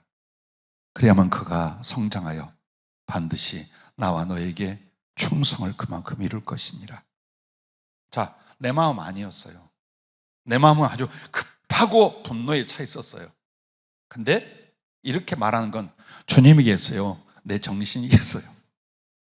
예를 들면 그렇게 하시는 거예요. 그러면 그때 아니요, 난 그렇게 못하지. 이건 절대 용서할 수 없고 용납할 수 없어. 이건 본때를 보여야 되고 이건 뿌리를 뽑아야 돼. 그냥 관계를 끊어버려서라도 라고 하면 성령을 거스리는 거예요. 어떻게 될까요? 예, 알았습니다 주님 라고 해야 돼요. 그걸 여러분은 경험하고 사느냐예요. 아주 신비한 능력이 나타나는 것만을 바라고 있어요. 죽어도 그때까지 아니에요. 지금 여러분 안에 있어요. 마음의 소리를 들어야 돼요. 그래서 여러분은 성령이 주시는 마음의 소리를 경청하려고 깨어 있어야 돼요. 판단에 있어서, 생각에 있어서, 감정에 있어서, 진로에 있어서 그냥 푹 저지르지 말아요. 분명히 성령님은 여러분에게 조금만 귀 기울이고 순종하려고 하면 깨닫게 해요. 느끼게 해줘요. 근데 항상 우리가 내 멋대로 행동해요. 지 기분대로, 지 욕심대로 먼저 저질러요. 그리고 하는 말 안 들리더라, 안 보이더라 하나님이 이렇게 말해요. 이게 성령 충만에 이르지 못하고 은사를 받지 못하게 하는 무서운 것이었어요. 성령님 충만은 아무것도 아니에요. 갑자기 빵 하고 내리치는 게 아니에요. 조금씩 그러나 어느 날 훅 하고 상승하는 곡선을 이루게 되어 있어요. 그 조금씩이 뭐냐? 세미한 음성에 작은 지시와 그분의 감화에도 귀 기울이고 따르기 시작하는 거예요. 기도 왜 하냐? 요걸 찾고 듣고 따르기 위해서 하는 거예요. 조금 전에 말했잖아요. 돈이 필요합니다. 건강이 필요합니다. 또 이것이 필요합니다. 예. 그러나 그게 목적이 되잖아요. 여러분은 죽었다 깨도 성령님과의 교통을 못 이루어요. 그래서 성령으로 기도해라, 성령 안에서 기도해라, 이 말은 성령님의 감화와 지시를 네가 듣고 따르면서 그걸로 기도하고 그걸로 말미암아, 그 힘으로 말미암아 봉사하고 예배드리라, 이걸 말하는 거예요. 여러분, 이게 하루 종일 일어나야 돼요. 하루 종일 눈만 감았다 하면, 아니 갑자기 여러분이 멈췄어, 뭘 하다가. 그럼 바로 주의 음성을 듣고자 해야 돼요. 그분이 내 마음에 무엇을 말하는지. 혹은 상황에서도 보세요. 사람이 말하거나 혹은 주변에 일어나는 상황을 통해서 성령의 말씀이, 성령의 뜻이 무엇인가를 여러분 느끼려고 깨어 있어야 돼요. 이게 깨어 있는 거예요. 그냥 막 하지 마세요. 그리고 그것은 계속 여러분에게 거룩한 습관이 되잖아요. 점점 커져요. 점점 명확해져요.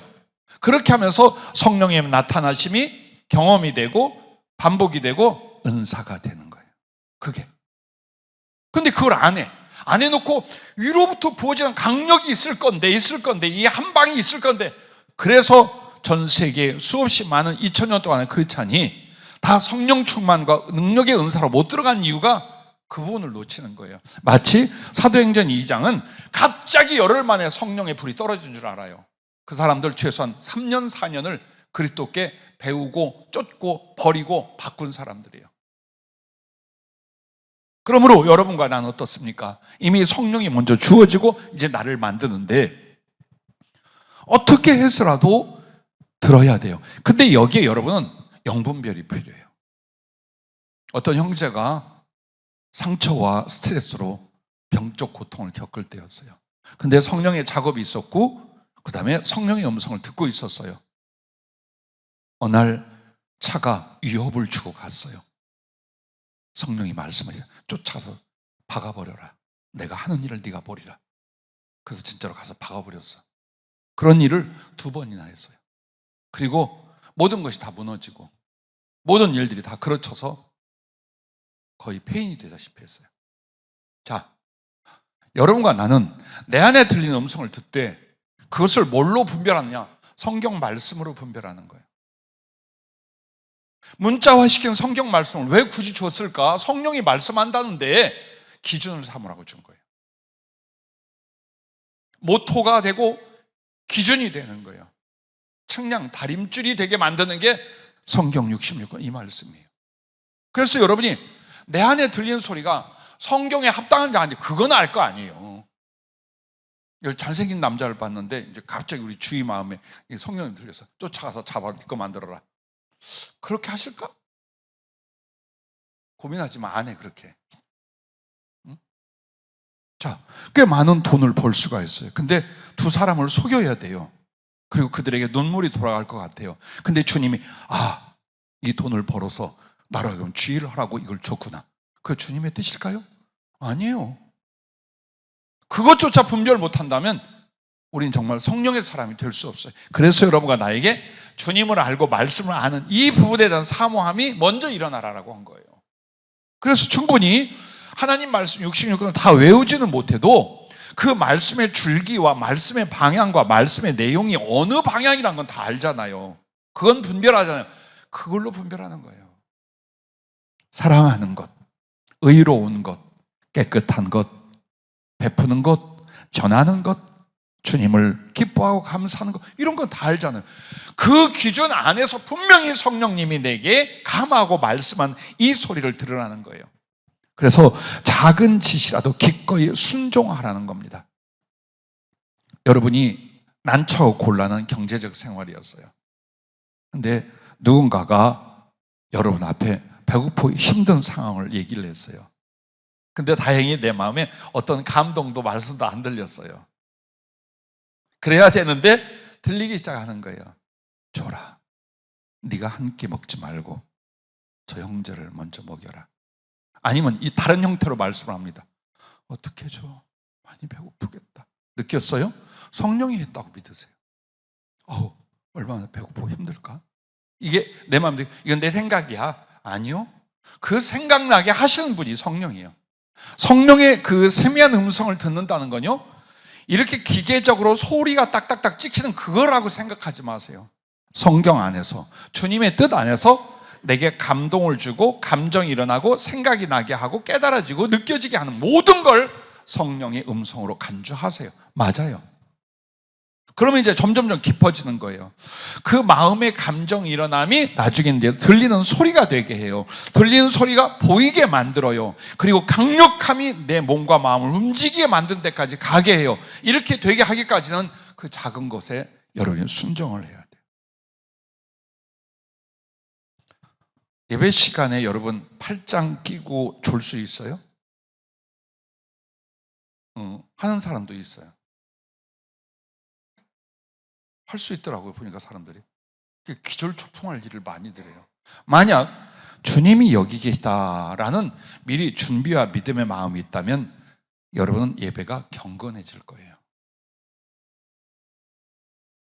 이처럼 모든 상황에서 여러분과 내가 그 성령님의 감화나 말씀을 들으려고 하면 충분히 교통이 되기 시작하고, 그리고 중요한 건 여러분이 작은 지라 들으라는 거예요. 오늘은 집에 일찍 가야지 하는데 남아서 교회 치울 것 좀 치우고, 남이 힘들어하는 봉사 네가 조금 더 할 수 있겠느냐, 아니면 그렇게 해야 되는데 라고 하면 거기에 순종하는 거예요. 누군가에 대하여 비판을 하고 있어요. 꼴 보고 싫고 말도 그런데 행동은 어떻고. 그때 성령이 여러분 마음에 가책을 안 줘요? 그만해라. 남을 비판하면 그 비판의 헤아림으로 네가 비판을 받아. 그리고 너 심령이 복잡해지잖아. 안 들려요? 들리죠? 그럼 빨리 멈춰야지. 한 번 더 떠들어? 한 번 더 남을 비난하고 욕을 해? 그렇게 해서 성령을 소멸해 온 거예요. 그렇게 해서. 우리의 작은 습관 같잖아요. 근데 그 작은 습관들이 우리를 어디로 끌고 가는가 보세요. 성령을 거스리고 성령을 거역하는 쪽으로 계속 가면서 성령 충만, 성령 은사를 구하는 거예요. 그래서 성령님이 어느 범주 내에서 이 사람에게 무슨 말을 하고 마음의 감동을 줄지 몰라요. 하지만 이 부분이 주작한, 이 부분에 대한 순종이 이루어지지 않으면 성령 충만이 이루어지지 않는다. 그러나 여러분이 못할 걸 지시하지 않아요. 여러분이 못할 걸 지시하지 않아요. 네 팔을 잘라서 저 팔 부러진 형제 가서 해주고 와라. 그러시지 않아요. 그렇지 않아요. 매 기회만 되면 가는 사람 보면 네 집 전세금 뽑아서 줘라, 전세금 뽑아 줘라, 이러시지 않아요. 작은 나의 생각과 마음과 태도와 관계에서부터 말씀을 해요. 그렇게 해서 여러분이 점점 성령에 잡히고 성령의 인격적 성숙이 이루어지면서 정말 하나님이 기뻐할 더 소중한 일들을 계획하고 비전을 만들고 서원하게 하고 이끌어 가셔요. 그러므로 성령님의 모든 그 말씀이나 감화는 여기에 있어요. 사랑과 충성. 사랑과 충성의 요구에 적극 순종해 하셔야 돼요, 여러분. 왜? 성령은 그래서 받거든요. 그 사랑을 위하여, 그 사랑의 충성을 위하여 받는 거예요. 근데 내가 지금 성령님이 사랑할 것과 충성할 것을 자꾸 감동하거나 듣게 하거나 요구하고 계셔요. 내 안에. 그러면 그걸로 끝이에요. 네, 거기까지예요, 그 사람. 그래서 여러분과 내가 성령께 나중에 너는 다 떠나가고 홀로 외롭게 되어 너는 어느 나라 어디쯤에서 죽을 것이니 준비해라. 이런 것만 말씀하는 게 아니에요. 그런데 작은 일에 순종하고 작은 감동에 기꺼이 순종했던 사람은 어느 날 네가 어디 가서 죽어야 되는데 가라라고 할 때에 내가 뭐 이거 잘못 들었나? 하도 설교를 숨겨 들었더니 쓸데없는 생각이야? 라고 안 해요. 오히려 담대하게 기쁘게 받아들이고 그걸 준비할 거예요. 그 누구도 인간의 개인적 용기와 객기로 하는 게 아니에요. 끝없이 성령 안에서 여러분이 순종해왔고, 그러므로 성령님은 더 나를 감화하고 붙잡아 오셨어요. 그때는 여러분이 육체와 현실을 초월할 만큼의 하나님의 사랑과 순종과 능력 속에 들어가게 돼요. 그러니까 지금은 마땅히 내가 하나님의 뜻을 쫓아 생각하고 행동할 아주 작은 것에 대한 감화와 지시와 말씀이 있어요. 순종해라. 그렇게 해서 점점 커지게 되고 충만이 그 안에서 온다라는 겁니다. 이게 왜 중요하느냐? 성령 안에서 예수님과 교제와 사랑의 깊이를 이루게 되기 때문이에요. 즉 성령의 나타남과 능력과 은사는요, 하나님과의 친분, 하나님과의 그 친밀함에서 오는 거예요. 하나님하고는 사랑과 친밀하지 않는데 능력 줘서 절대 그러지 않아요. 그래서 그 세미한 음성을 듣고 순종하는 게 뭡니까? 결국 주님과 교제하고 사랑의 깊이로 들어가는 거예요. 그게 이루어지는 거예요, 이 사람에게. 그러고 나면 주님이 이 사람을 잡아서 나타내고 표현하고 다 쓴단 말이에요. 그게 성령의 은사, 성령의 충만이란 말이에요. 그래서 여러분에게 중요한 건 늘 여러분의 마음속에서, 생활 속에서 그 음성을 듣고 그 감화에 하나씩 즐거이 순종해 나가고 있으면 어느 날 더 크고 강한 성령의 은사와 능력이 임하게 됩니다. 마지막 세 번째는 복음 전파에 미치라라는 겁니다. 오늘 말씀처럼 여러분과 나에게 이 명령을 주셨어요. 너희는 온 천하에 다니며 만민에게 복음을 전파하라. 이 명령을 주셨어요. 그런데 우리에게 그냥 네 힘으로 네 지식으로 해라가 아니에요. 성령의 능력을, 성령의 은사를 주겠다는 거예요. 그래서 사도행전 1장 8절에도 무슨 말씀인가? 오직 성령이 임하시면 권능을 받고, 이 권능이 성령의 은사에 대해서 말하는 거예요. 권능을 받고 그 다음에야 예루살렘과 온 유다와 사마리아와 땅끝까지로 내 증인이 되리라라고 한 거예요. 그때 네가 효과적이고 능력 있는 복음 전파자가 된다라고 말한 거예요. 그런데 여러분 마음에는 전도 안 해. 복음 전하는 것을 부담스러워해요. 성령이 어떻게 임하실까요? 은사와 능력을 왜 주실까요? 전도하는 게 부담스러운데, 남에게 복음을 가르치고 전하는 것이 부담스러운데 어떻게 성령이 임하실까요? 이거부터 개통을 해야 돼요. 이 마음과 자세를 바꾸는 일을 먼저 하셔야 돼요. 그래서 성령님을 통하여 복음 전도자로, 복음의 능력 있는 도구로 쓰임 받으려고 하셔야 돼요. 그러기 위해서 여러분은 복음 전파에 미치는데 어떻게 되냐? 첫째는 복음을 기뻐하고 연구하셔야 돼요. 즉 여러분이 복음을 전해라. 복음, 그게 뭐예요? 복음이? 응? 내가 알고 있는 복음이 뭐며, 내게 미친 구원과 은혜의 영향을 준 복음의 내용이 뭐예요? 이거 몰라. 어떻게 전하겠어요? 예수 믿어라, 교회 나와라, 이 말로 외에는 할 말이 없다 보니까 나도 지루해, 나도 힘들어. 그게 복음을 못 전하는 거예요. 복음의 내용을 모르는데, 복음의 지식이 없고 경험이 없는데 어떻게 전도를 하겠느냐? 못한다 그 말이야. 하다못해 끌고 와서 교회 가서 듣게라도, 우리 목사님한테라도 듣게. 근데 이것도 자신이 없단 말이에요. 왜? 사람들이 싫어할까 봐. 응?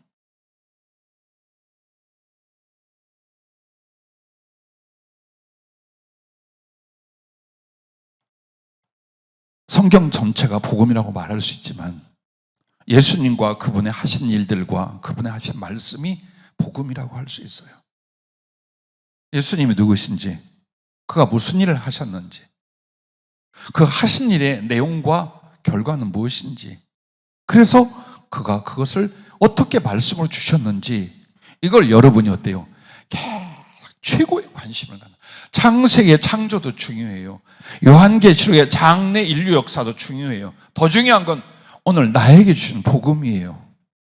이 복음이, 이 주님이 나에게 무엇을 하셨는지, 영혼 구원을 위하여 어떤 일을 하셨는지, 그리고 거기에서 주신 은혜와 말씀들이 무엇인지, 이거 계속 묵상하고 공부하고 암기해줘. 엄청난 구원의 감격과 확신이 와요.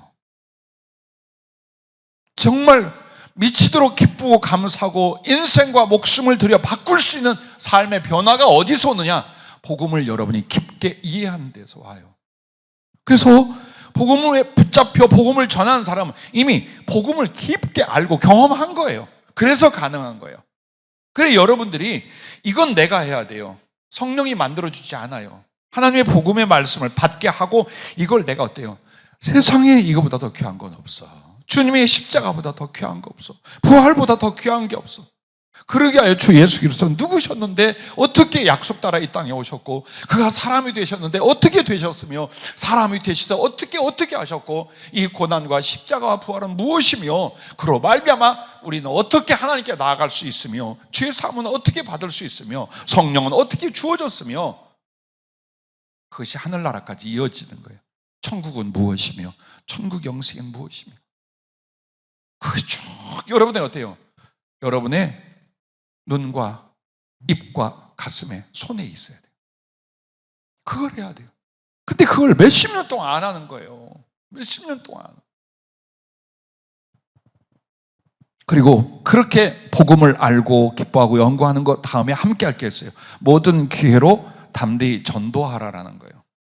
나는 우리 후배들에게 말합니다. 목사 되지 마라. 전도자가 되라. 전도자가 되지 않는데 목사가 되면, 목사 돼서 영혼 한 사람도 구원 못해요. 전도자가 먼저 돼요. 전도사 말고. 우리 전도사님들 우리 전도사 먼저 했어요. 전도사 말고 전도자. 정말 전도하는 사람. 전도해봤어요. 그래서 모든 기회를 전도의 기회로 삼아야 돼요. 그렇게 해서 여러분이 정말 주님 앞에 내가 얼마나 복음을 전하기 위하여 나를 드리려고 하는가, 그걸 성령 앞에 보여줘야 돼요. 그런데 전도 안 해.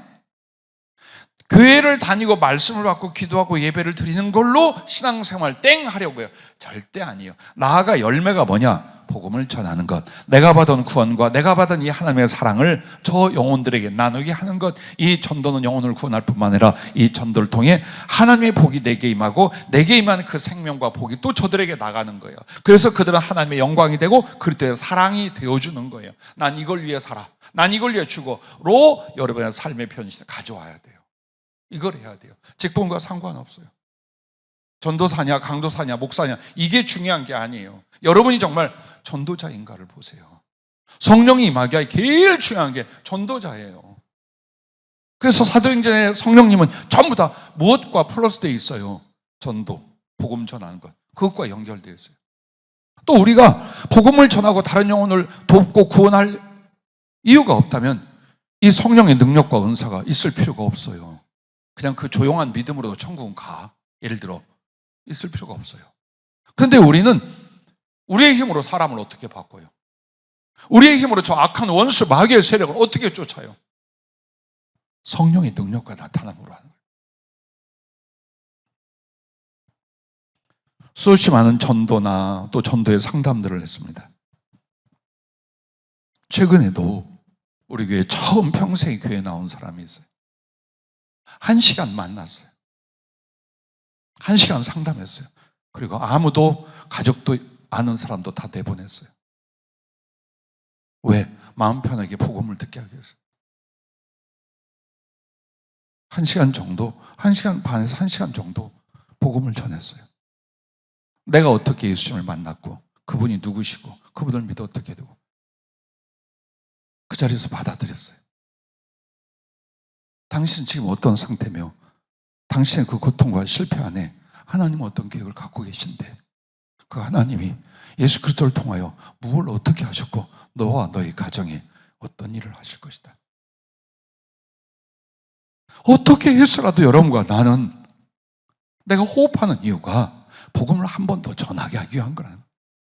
그래서 여러분과 나는 모든 관계와 만남 상황을 전도의 기회로 만드시면 곧바로 성령 역사가 일어나요. 지금까지 성령의 능력과 역사를 저는 어디서 하냐? 혼자 앉아서 주님을 알고 만나는 경험을 했어요. 그런데 정말 병을 고치고 귀신을 쫓고 하는 건 항상 사람들에게 복음을 전할 때였어요. 외국 몇 나라에서도 그랬고 우리나라에서도 그랬어요. 언제나 기적이 일어나는 건 예수 그리스도를 전할 때, 예수 그리스도를 믿게 받아들이게 할 때였어요. 그때 암이 고쳐지고 죽은 자가 살아나고 딸이 아들로 바뀌고 별의별 희한한 표적과 권능들이 나타났어요. 그래서 이구동성으로 예수님은 살아계신 하나님 구주라는 걸 고백하게 만들어요. 그걸 하셔야 돼요. 우리는 그냥 앉아서 기도하고 말씀으로 공부하려는데 끝나면 성령의 충만과 능력적 은사는 임하지 않아요. 이렇게 하시면서 여러분이 전도와 선교를 위해서 은사를 간구하는 거예요. 하고 있으면서 거기에 정말 마음을 쏟으면서, 근데 보니까 어때? 전도하는 일, 선교하는 일은 인간의 힘으로 되질 않아. 성령의 능력과 나타나냐면 안 된다는 것을 절실히 깨달아 정말 그때부터 성령의 은사를 간구하게 되는 거예요. 주님의 제자들처럼. 그래서 주님도 이 세상에 오신 이유, 사람 되신 이유를 내가 전도하러 왔느니라. 주님의 제자들을 부르신 것도 나가 복음을 전하게 하려고입니다. 그러므로 어려운 일 같습니까? 실패를 두려워하지 마세요. 전도는 열매를 얻으려고 그래요. 그리고 좋은 관계에서만 전도를 해야 된다고 생각해요. 그렇지 말아요. 지혜를 다하고 사랑과 인격을 동반하되 거절당해도 하셔야 돼요. 하셔야 돼요. 대부분 여러분이 전도를 안 하는 이유가 사람과의 관계에서 민망한 일이 발생할까봐, 거부당할까봐, 그가 나를 피할까봐, 이런 이유가 90%는 될 거예요. 이거 넘어서야 돼요. 이거 넘어서야 돼요. 씨를 뿌리다가 길가로 나가는 것도 있을 수 있어요. 그러나 좋은 밭에 뿌려서 30배, 60배, 100배의 결실을 맺어요. 그게 여러분이 하나님 말씀에 씨를 뿌리는 자로서 믿음이며 마땅한 순종이에요.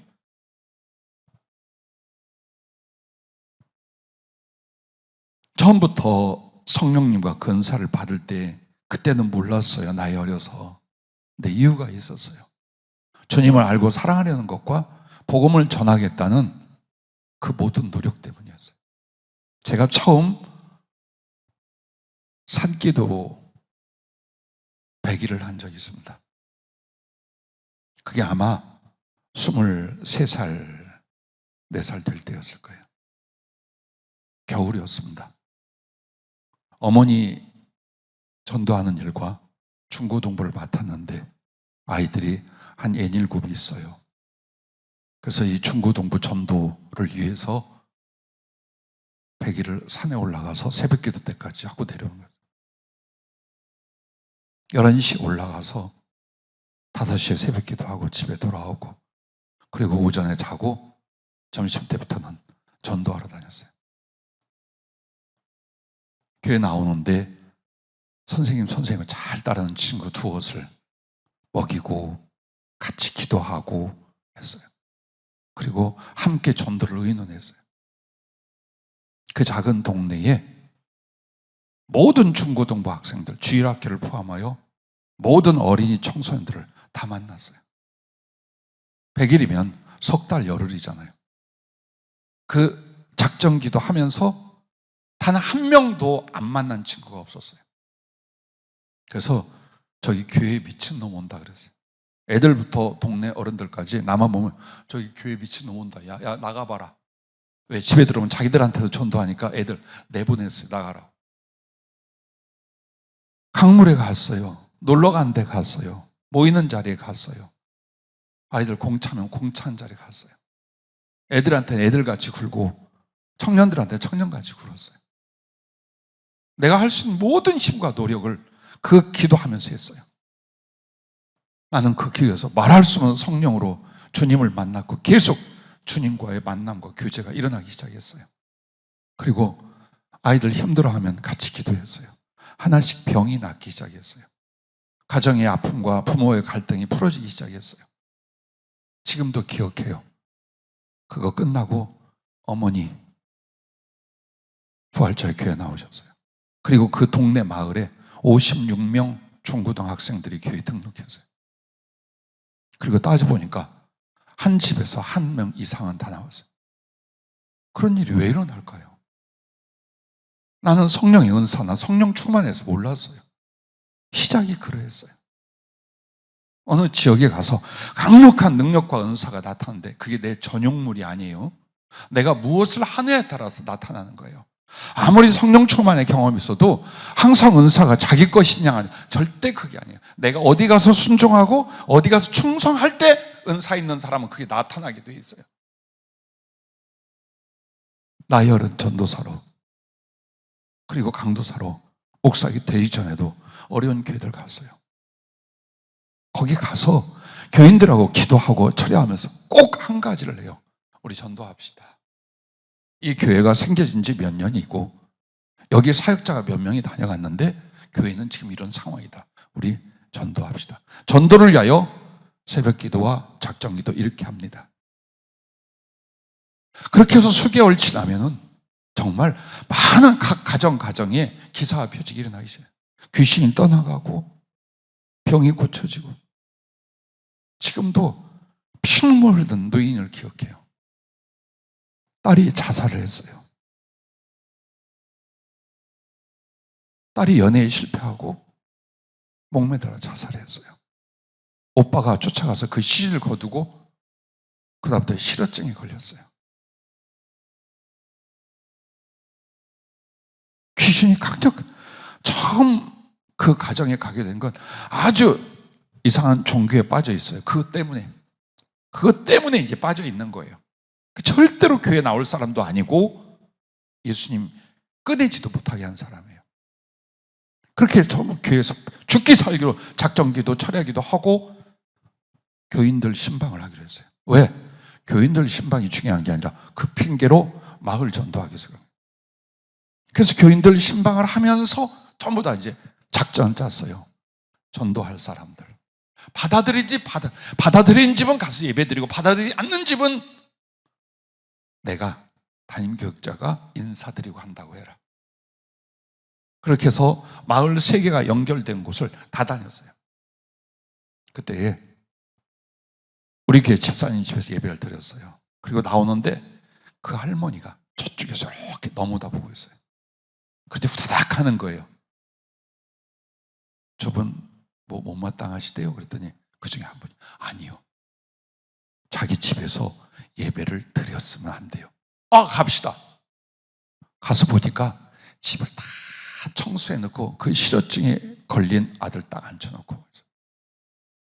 근데 정말 귀신이 어떻게 흉내를 내느냐? 그 죽은 딸 모양으로 쓰레기통을 다 뒤집었고 소보 있고 머리 푸른 귀신이 그러고 있어요. 근데 실제로 그랬대요. 잡아냈어요. 그러자 그분들이 그 자리에서 예수님 영접을 어떻게 한 줄 압니까? 자기들이 믿던 그 종교의 모든 책들과 도구를 전부 다 마당에 쌓아놓고 불질렀어요. 자, 그런 일들이 어떻게 일어나겠어요? 하나하나 예를 들어 말하자면 수도 없어요. 우리 교회는 사명자로 가득 찼어요. 전도자로 가득 차 있어요. 우리가 무엇에 대하여 지금 해야 될 일을 못했는가를 보십시오. 듣는 말들 단지 그것에 얽매여서 자유롭게 누구에게 복음을 전하고 교회로 인도하는 일을 완전히 뺏겼어요. 그리고 지역적으로 멀다, 어디가 어떻다 다 그 생각을 합니다. 청소년, 청년, 장년 할 것 없이 누구나 지금 그 생각이 있습니다.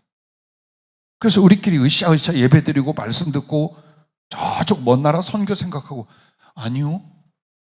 잘 보세요. 성령에 잡혀라. 성령을 준비했다. 근데 가장 중요한 3번째가 바로 복음 전파에 미쳐 있어야 되는 이 모습들이에요. 만약 여러분과 내가 정말 선교지를 갑니다. 이 나라 저 나라에 교회를 세우고 선교기관을 세우고 일을 합니다. 그때 돈 뿌려서 할 것 같죠? 돈 막 뿌려가지고 할까? 아닙니다. 목숨 걸고 복음 전해서 합니다. 정말 핍박이 있을 수 있고요. 테러가 일어날 수도 있어요. 억울한 2명에 붙잡힐 수도 있어요. 어디에 갈 겁니까? 성령이 우리를 어디로 보내실 것 같습니까? 편안하고 자유로운 데서 마음대로 사역할 곳으로 보낼 것 같습니까? 난 여러분과 나 자신에게 말합니다. 준비해야 됩니다. 어느 날 주님이 우리를 가라라고 했을 때에 전도 못합니다. 복음 못 전합니다. 그 상태로 어디를 가며 무슨 일을 하겠습니까? 부디 여러분, 이 세 가지에 대해서 우리 안에 열매가 맺혀지고 일어나지 않는다면 성령을 받는데도 실패할 것이고 우리 인생의 마지막 사역에도 그다지 희망이 없어요. 그래서 저는 성령께 받은 게 이거예요. 성령이 더욱 우리 교회에 임할 수 있다면 그것은 모든 약속의 실천이랍니다. 그것은 주어진 모든 비전에 대한 주님의 실천의 시작이래요. 근데 만약 더 성령에 잡힌 일이 나나 여러분이 없다면 그 뜻은 뭡니까? 그의 계획에 대하여 우리는 순종하지 않는다는 것. 마음을 부합하지 않는다는 뜻이 되고 말아요. 즉 여러분과 나는 여기까지 와 있어요. 이걸 회의로 할 문제였겠습니까? 설교로 하기는 더욱 어려웠습니다. 그러나 오늘 이 밤에 나온 여러분은 각오하고 나온 분들이며 어떻게 해서 저 뜻대로 살고 주의를 하고 성령에 잡히고자 했기에 나왔다고 봐요. 그래서 여러분에게 주님이 짚어주신 말씀, 또 가슴에 정말 간절한 말씀을 함께 나눴습니다. 우리에게 이 5일 동안 변화를 보십시다. 성령이 보여주는 나타남의 변화가 아니라 우리 가슴의 변화가 어떻게 일어나는가 보십시다. 만약 이 5일 동안 여러분과 나에게 주신 말씀에 대한 이 도전을 내가 영접한다면, 받아들여서 긍정하고 있다면 됐어요. 난 충분하다고 봐요. 그런데 심령의 변화가 안 일어났다면 아무 의미 없어요. 그래서 이 4, 5일, 물론 계속해서 기도하며 말씀대로 우리가 하겠지만 이 4, 5일에는 최소한 이 세 가지에 대한 우리의 변화가 그리고 시도가 일어날 수 있기를 주의 이름으로 축복합니다. 기도하겠습니다.